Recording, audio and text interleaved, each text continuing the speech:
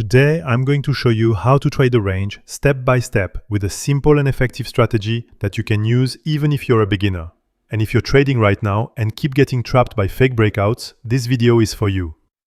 Before we dive into the strategy, quick note. In the video description, you'll find links to the exchanges I personally use to trade. Using these links gives you lifetime fee discounts and trading bonuses on the platforms.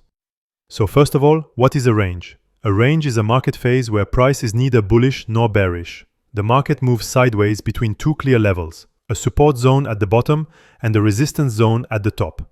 Price simply oscillates between these two levels without any real direction. Identifying a range is very simple. Price needs to test the upper level multiple times and the lower level multiple times without making new highs or new lows.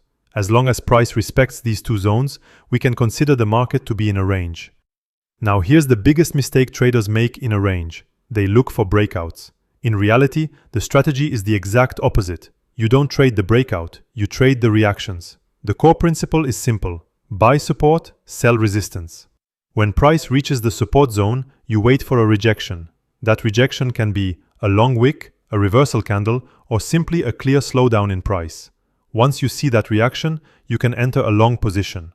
The stop loss is always placed slightly below the support to protect yourself in case the level breaks, and the target is either the middle of the range or directly the resistance. On the other side, when price reaches resistance, you also wait for a rejection.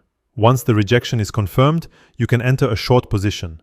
The stop loss goes slightly above resistance, and the take profit is set either at the middle of the range or back at the support. To strengthen this strategy, you can use the RSI.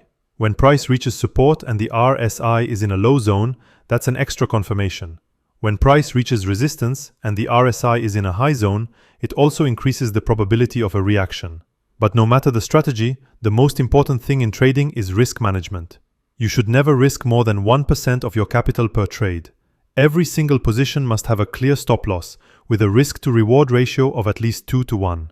Even with a good strategy, you will have losing trades. That's normal. But with proper risk management, your account survives long-term. There are also a few mistakes you must absolutely avoid. Never trade in the middle of the range. Never try to anticipate a breakout without confirmation. And most importantly, never increase your leverage out of frustration after a loss. Personally, I use this strategy directly on exchanges for trading. It's simple but extremely effective when applied correctly. To summarize, a range is a consolidation phase. You buy the bottom, you sell the top, and you always protect your capital. If this video helped you, make sure to like and subscribe. And if you want to apply this strategy yourself, you'll find in the description the exchanges I use with sign-up bonuses and trading fee discounts. I'll see you very soon in the next video. Ciao!